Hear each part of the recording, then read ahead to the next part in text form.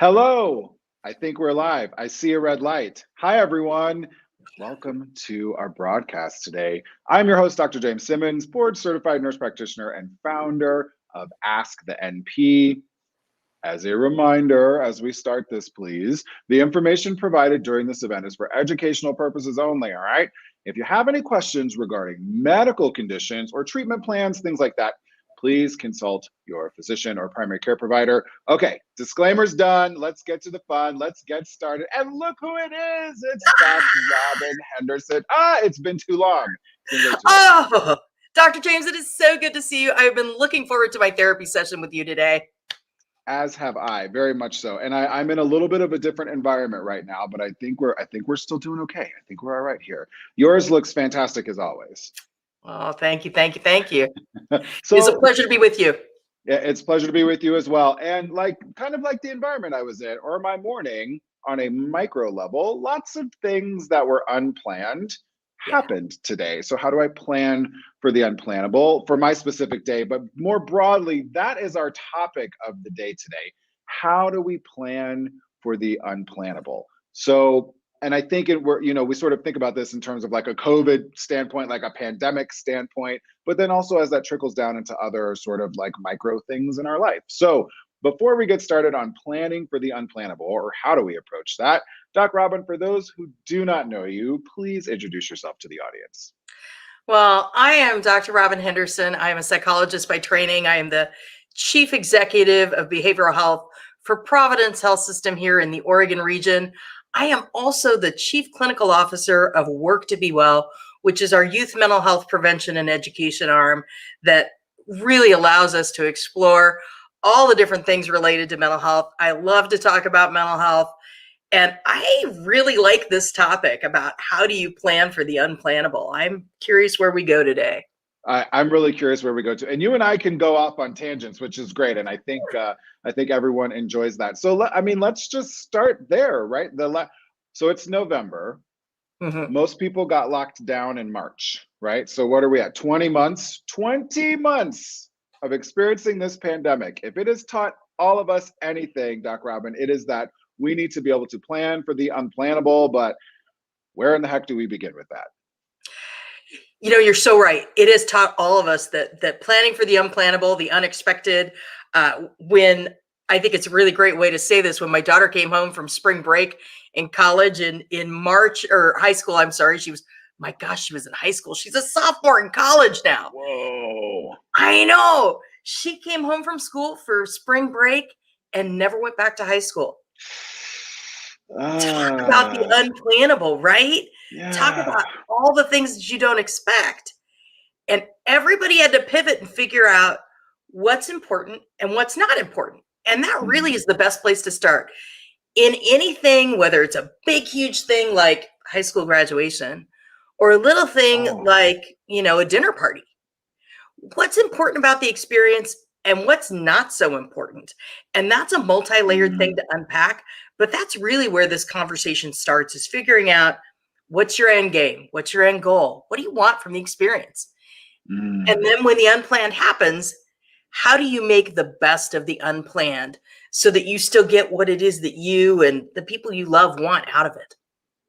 I really like that. It sort of brings me to the what popped up in my mind was expectations, right? Yep. What are our expectations of a certain event or of a person or of our senior year of high school? Oh, I can't imagine having to go through that virtually, and all of those expected experiences that you might have in your senior year that unfortunately you miss or have to do, virtually. But so it's a mindset. How do we, even before something happens, before the unplannable plans, how do we change that mindset? How do we get into that mindset of maybe prioritizing what is actually important for this thing that's about to happen? It's easier said than done. I spent a lot of time talking with high school students that year and last year about how do you readjust your expectations around you're not going to get a senior prom, or your senior prom's not going to look like it did. You're not going to have a high school graduation in the way you thought you would. And it was really interesting to ferret through and get down to unpack, what is it about this? Is it pomp and circumstance? Is it crossing the bridge, getting your diploma? What is it? And when you really talk to people and figure out and unpack what they really want, it's often something completely different than what you might think. And I'll give you a couple Mm. examples. When I was talking with high school students about what are you going to miss as we go through this process, what are you going to miss? What did you miss? One of the students really struck me when he talked about the ability to mentor younger students. And Oh, part wow. of the tradition of being a senior is to be able to go back to the freshmen who are up and coming in student government and mentor them and have the opportunity during the last quarter to really bring them together. And when he began to realize that that was what was important, he set the conditions so that that could happen virtually. Mm. And that became a really rich experience because he figured out, again, what was really important, which wasn't what people thought. And that's often the way it is when we think about, like, well, we're coming up on a holiday, Turkey Day, you know, Mhm. where we bring a lot of people together and there are a lot of expectations. And I will guarantee you, Dr. James, everybody coming to my house has a different expectation, Sure. but we all have the same end goal. And that same end goal is to share family time together, to laugh, to have some fun, and hopefully play a good game of Monopoly. Oh, you're a Monopoly family during holidays, right? I love it. There's something about those managing of those expectations, but understanding even in a group dynamic. I love that you brought that up. Sort of what the end goal is. Like for the high school students you mentioned, like the end goal is to have this positive experience and do the thing that you wanted to do before you graduated, right? Your family, let's spend family time together. But I feel like sometimes people go into experiences without a game plan. Like, Oh, we're yeah. just, this is going to happen. I'm not even going to prepare for the unpreparable, if you will, or plan for the unplannable as we're talking. So, what is it about a game plan that can really set us up for success, knowing that pretty much 100% of the time, the way we think things are going to go, that doesn't happen? I'm pretty sure that you're going to talk about the way that the game plan comes together, doesn't exactly work out. I like to think about football because, you know, when you think about football, Hmm. you got two people with game plans, right? And you got your defense and your offense, and they both have a game plan. And when you mish those two things together, they either mish and crash on the field or they go like this and somebody scores, right? And that's Very kind of how good. we approach many of these activities because we're coming in with a lot of different, you know, especially in a group, everybody's got a different game plan. And I find this working with people who are pretty tightly wound. You know, we might talk about people who are pretty tightly wound who like to plan everything out and thinking about that dinner party that's coming up on Turkey Day. We're thinking about, okay, on Tuesday I'm going to make my cranberries, and on Wednesday I'm going to do my day ahead mashed potatoes and plan that all ahead. Those folks, generally speaking, are probably a little less likely to have a well thought out backup plan for the unexpected. They may Mm. have a backup plan for the expected, but they probably don't have a backup plan for the unexpected. And the unexpected could be anything from COVID's going to shut us down and nobody can come. Another one of my personal favorites happened just the other day. I was expecting my kids to come home for dinner. Super excited, midweek, two college kids coming home for dinner. I am super excited. But you know what I didn't anticipate? That they're college kids, and then they weren't going to come home. That when they got on the freeway together, there was an accident on the freeway about 5 minutes ahead Oh of them, no. and they spent 2.5 hours on I-5. Ah, Getting home for dinner, and they walked in about 11:30 at night. So there's a variety of different ways you play, right? There's a yeah. variety of different ways you play the expectation. But the reality at the end of the day is I got to see my kids at 11:30 at night, Right. and the two of them got to sit in a car and talk for 3 hours. Mhm. Which is Probably a really, good thing. absolutely, really, really fantastic. And like you said, you knew the higher level, the gestalt, the bigger picture of the whole thing Yes. was that you got to spend some time with your kids, and your kids got to spend some time with each other. It's fantastic, and I like that. I like that higher level. But most people struggle. Dr. James, we struggle to see the bigger picture. We struggle to see what's really actually important, and we get really caught up in what's right in front of us and making sure that what's right in front of us is perfect. Now, why do you think that is? Because I actually will tell you, I feel like I'm maybe, a lot of people will say what you will about this, but I actually feel like thinking about the bigger picture is a little bit easier for me. Maybe Mhm. I'm not so great at the details, right?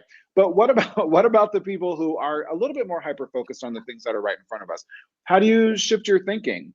How do you make sure that your body, mind, soul, spirit are ready to shift your thinking and to welcome in that sort of higher level prioritization of this event that's going to happen, that something unplannable happened with?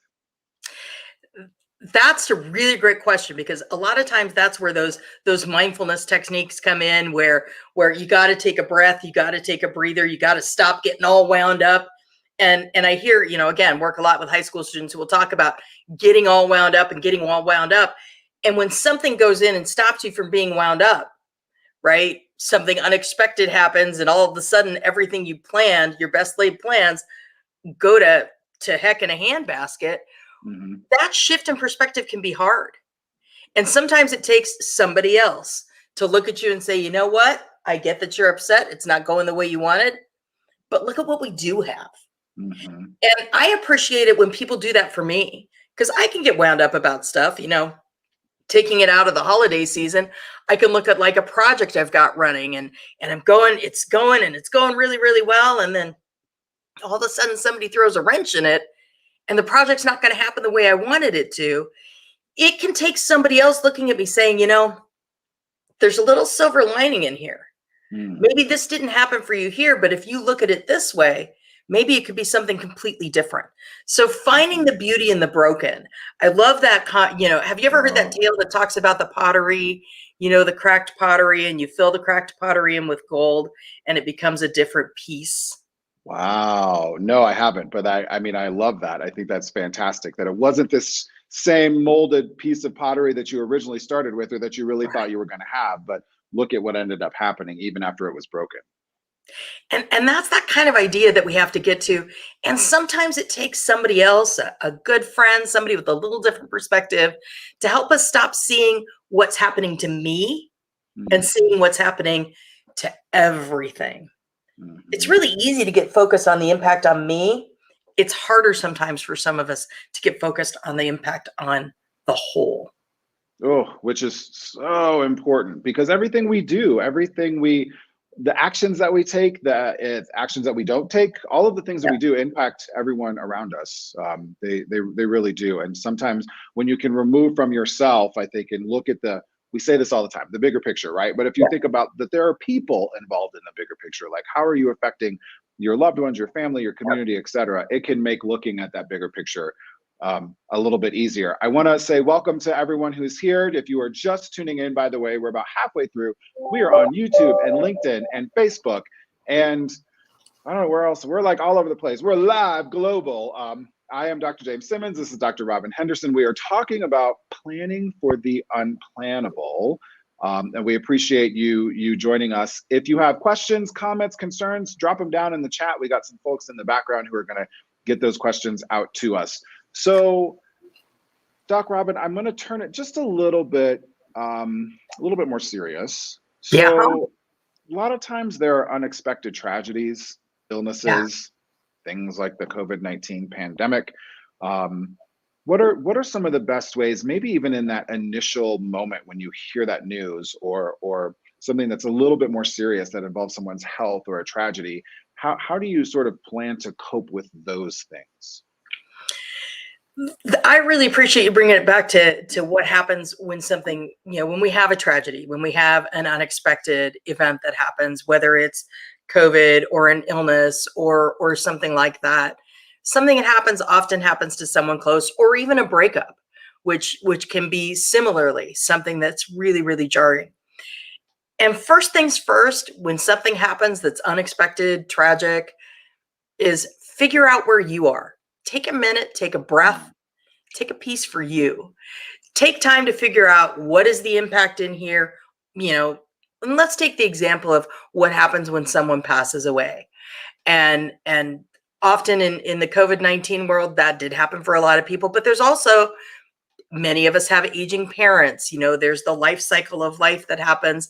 Uh, and there's also unexpected tragedies that happen. But taking a minute, because the reality is reacting in that minute isn't going to change the fact that somebody's passed away.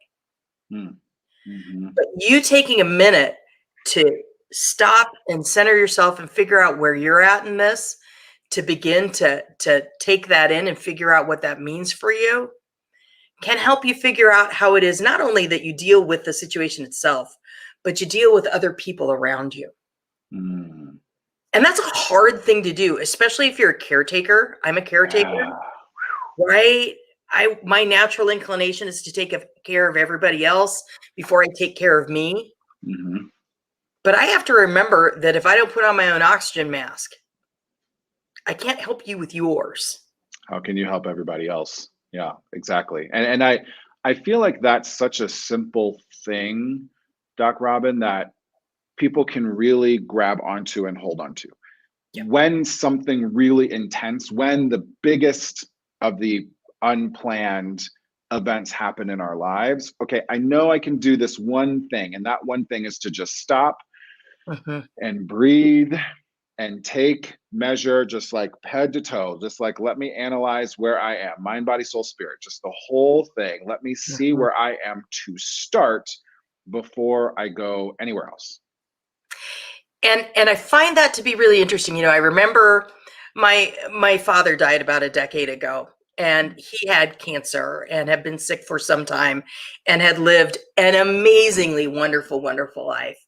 But I knew at some point that call was going to come, and I knew that he was going to pass. And my best friend did an amazing thing for me. She, several weeks before, gave me a little bottle. I don't recommend this for everybody, but she gave me a little bottle of Patron to put in my purse. Mm. And she said, wherever you are, when you hear that your dad has passed, I want you to drink him a toast. Mm-hmm. Oh. And the thought in her mind, and I appreciate the thought, was that it gave me a minute to just reflect and think and be before I had to do. And those types of rituals, those types of things where you know, and it helps if you know. And granted, we had known, but still, the jarring impact is hard. Of Figuring course. out what is it you're going to do, you can actually plan for that. If I'm going to get news that I know is going to be unexpected, how do I plan for the fact that I'm going to take a minute, I'm going to gather myself, I'm going to honor this moment, and then I'm going to move. I love that so much, thinking about the ritual. And you said something really magical there. I think if folks watching, if there's anything that you can take away from that moment when you get the news, that moment when that unplanned thing happens, is that it is very okay for you to take a moment to just be and not have to do. I think we live, the society we live in and the way that we're trained and our brains think, we all think, okay, what do I have to do about this right now? And I get that. We're such doers, right? But it's okay to just be for a moment. See where you are, because then it even helps you figure out what the doing is in the best way possible, right? If you don't know where you are and take sort of stock of the situation and of yourself, how do you know what to do next? So I love that. I feel like that's tip one. Do you have a couple of others, Doc Robin, that maybe people can have, like the Patron in your purse, like a couple of other tips that folks can have that they can throw in their purse or in their back pocket, or, so to speak, about when these things happen? I do. And I think the second thing that I always do after I've taken that minute for me is I want to check in on you. I want to check in on the people around me. I want to check in on other people in the room and see where they're at and see, how's this person doing? Do they need a minute to themselves? Do they need a reminder? Do they need permission to stop doing and just take a breath and take a minute? So checking in on the people that are around you, checking in on other family members, checking in on other people to see, has everybody done what you've done, which is take a minute to absorb all of this? Do we need a collective minute together to absorb all of this? I mean, think about how powerful that is, to take a collective minute together and just take a breath and honor what's happened. Absolutely. Now, granted, if you're in the middle of a tornado or a hurricane, that's probably not going to happen that way. Right. Or I mean, if someone bumps you on the interstate And if you're about to go into oncoming traffic, do not take a minute to be. Do not take a minute. Do not drink the Patron. Go, do not drink the Patron. Do something, get out of the way, right? But I think everyone watching understands this. This Yeah. is particularly, when we get that news. And we actually have a question coming in from social, Doc Robin, that sort of pertains to this. How the question is, how can we begin conversations with family members when someone dies prior to Thanksgiving dinner? The whole family's shocked. How do we have that conversation? How do we talk about that? That's a really great question, because especially this last year, we're making up for 20 months. For many of us, we didn't have Mm, Thanksgiving last year. So this is going to be our first gathering. And there may have been several deaths. There may have been several events. There may have been several different types of disruptions that as a family you need to address. mhm. So, one great way to do this is to think about the ritual that we have when we start a meal together. Many of us will sit down at a table together, or we'll sit down in a room together, or whatever your family ritual is for how you gather for when you begin that. And many people start with a prayer or reflection, depending on their faith, but find a way to start with acknowledging the loss, Mm. and perhaps having an opportunity, whether it's a toast or just a table conversation, to say, I want to take a minute to really honor the fact that Grandpa passed away since the last time we were all together, and I know for me that's a big loss. And I always remember my favorite memory of Grandpa at this gathering was the way he carved the turkey, or whatever it is. Take a minute to add an opportunity for people to reflect on the memories of that event and that person with that event. And really find a way to give yourself permission. I know this is going to sound corny, but one of my favorite parts of the Oscars is when they do that moment of reflection where they talk about all the people who have passed in the last year, and they Yeah. offer up a picture or a funny story or whatever. And that's the kind of idea. How do we give an opportunity to not only have a shared grief experience, but a shared wonderment in the memories that bring us joy? Mm, I love that. And to be brave about it, Yeah. right? I think when we are brave enough to acknowledge the elephant in the room, if you will, someone's passing, Hmm. and to say this is how I tribute to Grandpa, and this was my favorite memory. It opens up that space for everyone else Yeah. to just take a breath and then be able to take stock of where they are and to also offer their tribute. And it might delay Thanksgiving dinner by 20 or 30 minutes, but then everyone's gotten a chance to pay tribute. Everyone's gotten a chance Yeah. to level set, to be on the same page, to get it out in the open. And it can change the dynamics of everything. Right. I think, like you mentioned before about the high school student who was looking forward to mentoring younger students. You may not have ever realized that your sibling or loved one next to you has a completely different memory of Grandpa that you Yep. never even knew about, right? And so it can sort of create these magical connections when you open that space. So thank you so much for the individual sharing that conversation on social, and Doc Rob, what a fantastic way, allowing people permission, right? Yeah. To let's talk about it. Let's talk about it. Well, and this can be a great icebreaker at Thanksgiving anyway. Even if you haven't had a death loss in your family, or a breakup of a major relationship or whatever, having the opportunity to share, we've all been through this shared pandemic experience together, and we've all lost certain experiences. Mm, mhm. When you think over the last 20 months, um, was it missing your senior prom? Was it, not being able to have parents weekend at college? What was it for you that perhaps is a shared experience that we could all think about together, and just have that opportunity to talk about it to bring us closer? I imagine, that for some people, this holiday season is going to be awkward. Yeah. We're going to have to see relatives we haven't seen in a while. We're going to be out Uh-huh. of practice for dealing with difficult conversations Ugh. around the table. So let's come armed with some tips and tricks on how to do it better. I like this, especially like the vaccination conversation, of course, and the Oh, yeah. politics and all of those things. So, taking stock of where you are, taking a breath, right? Acknowledging sort of the elephant in the room. I love that this, I feel like we all sort of plan for the difficult Thanksgiving conversation, if you will, but sometimes we're not ready for that. Sometimes it is unplanned, right? We think Thanksgiving dinner conversation is going to be perfectly fine, and then it ends up not being. So I love that you brought that up. When we're having that conversation at the Thanksgiving dinner table and we're like, oh crap, this is going down, and there's 14 people at this table and I can't run. Like, on top of taking measure of where you are and breathing and knowing where you are, what's another tip? Like, how do we plan for that conversation, Robin? Well, depending on how difficult the conversation is, there's two ways to go. You either dive in and engage in the conversation and know that it's going to be messy, or you distract and you blow it up. How about those? I lived in Chicago for a while. How about those Cubs? Right, that's always a great. Just like distract. Right. How about those Cubs?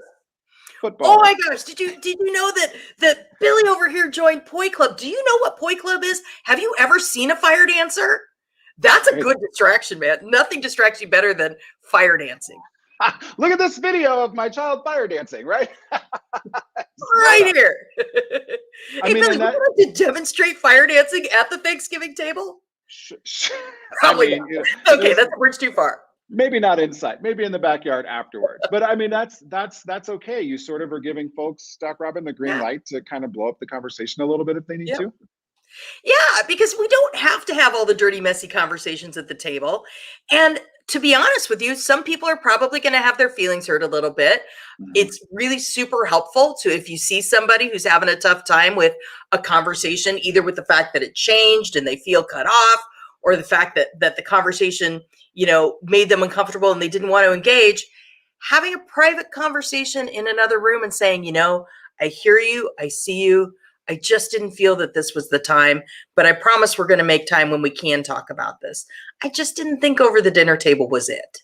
Yeah. Yeah. And that's, I think it's really important to know sort of what the dynamic of your family is, or the individuals at the dinner table, right? To know that, because sometimes I think people say, now we shouldn't talk about this.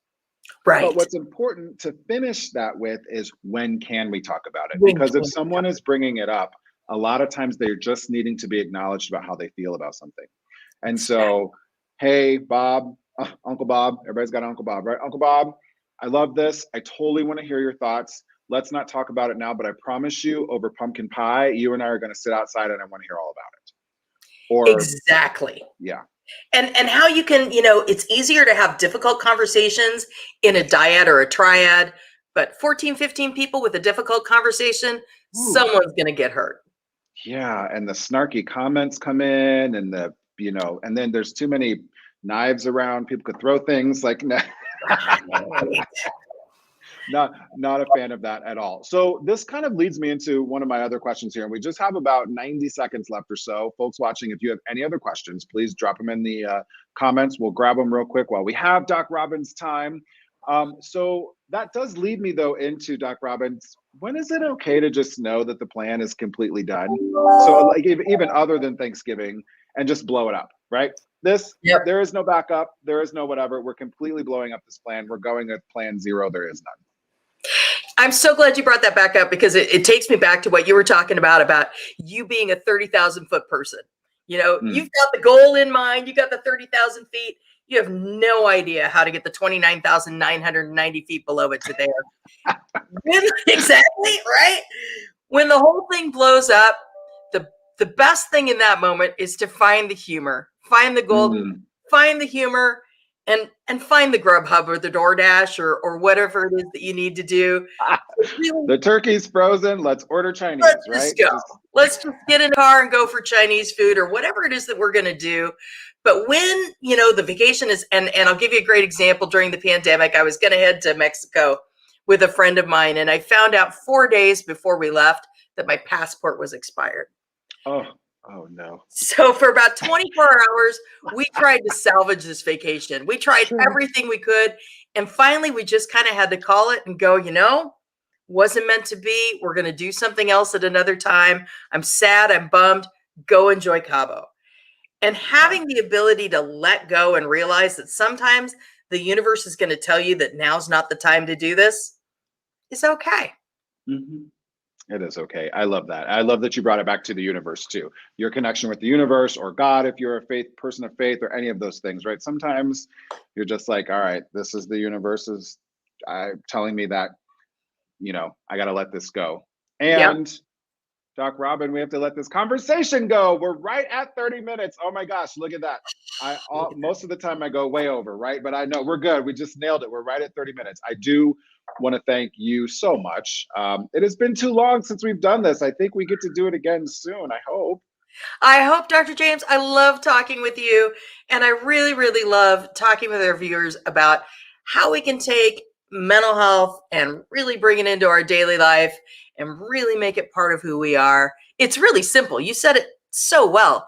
This is simple stuff, but we forget the simple stuff all the time, don't we?